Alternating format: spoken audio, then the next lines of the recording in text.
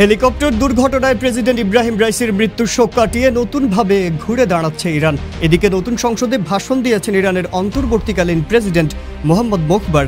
Iran যখন মাত্র এক মাসের মধ্যে প্রয়াত ইব্রাহিম রাইসির স্থলাভিষিক্ত হতে প্রেসিডেন্ট নির্বাচনের প্রস্তুতি নিচ্ছে, তখন সোমবার এ ভাষণ দিয়েছেন তিনি।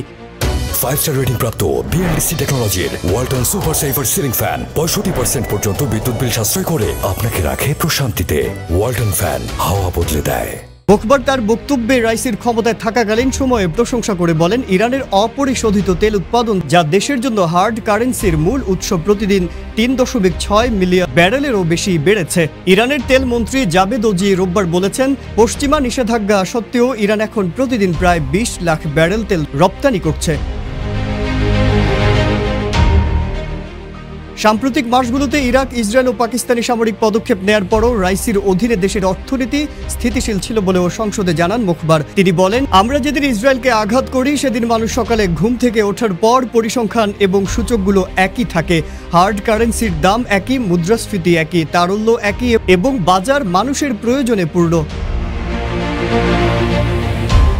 মোখবার দাবি করেন, এই শক্তি ও ব্যবস্থাপনা এবং এই ক্ষমতা কোনো সাধারণ জিনিস নয়, এগুলো সবই সর্বোচ্চ নেতার দিক নির্দেশনা এবং আয়াতুল্লাহ রাইসির আন্তরিক প্রচেষ্টার কারণে হয়েছিল। এদিকে ইরানের পার্লামেন্ট গেল মঙ্গলবার নতুন স্পিকার নির্বাচন করবে বলে আশা করা হচ্ছে।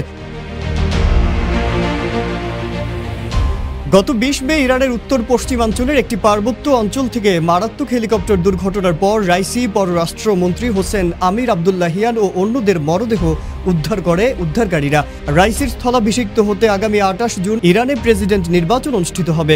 বৃহস্পতিবার থেকে প্রার্থীদের 5 দিনের রেজিস্ট্রেশন পিরিয়ড খোলা হবে। বিশ্লেষকরা জানিয়েছেন, মোখবার নিবন্ধনকারীদের মধ্যে একজন হতে পারেন। এদিকে ইরানের সাবেক প্রেসিডেন্ট মাহমুদ আহমেদিনেজাদ গেল নির্বাচনে দেশটির গার্ডিয়ান কাউন্সিল কর্তৃক অযোগ্য ঘোষিত হয়েছিলেন। প্রেসিডেন্ট ইব্রাহিম রাইসির মৃত্যুর পর আগাম নির্বাচনে তার সম্ভাব্য প্রার্থিতা নিয়ে জল্পনা কল্পনা জোরদার হয়েছে। আহমেদিনেজাদ 2005 থেকে 2013 সাল পর্যন্ত 2 মেয়াদে ইরানের প্রেসিডেন্ট ছিলেন।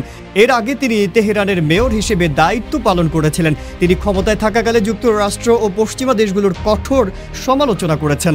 এছাড়া ইরানের পারমাণবিক কর্মসূচি নিয়েও কঠোর অবস্থানে ছিলেন তিনি।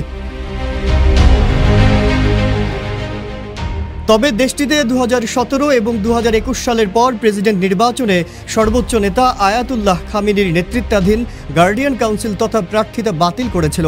2017 সালে আহমেদিনেজাদের প্রার্থিতা বাতিল করা হলে তিনি পুরো কাঠামোর সমালোচনা করেন। এমনকি প্রকাশ্যে সর্বোচ্চ নেতা আয়াতুল্লাহ খামিনিরও সমালোচনা করেছিলেন। মাজহারুল আলম, ইত্তেফাক।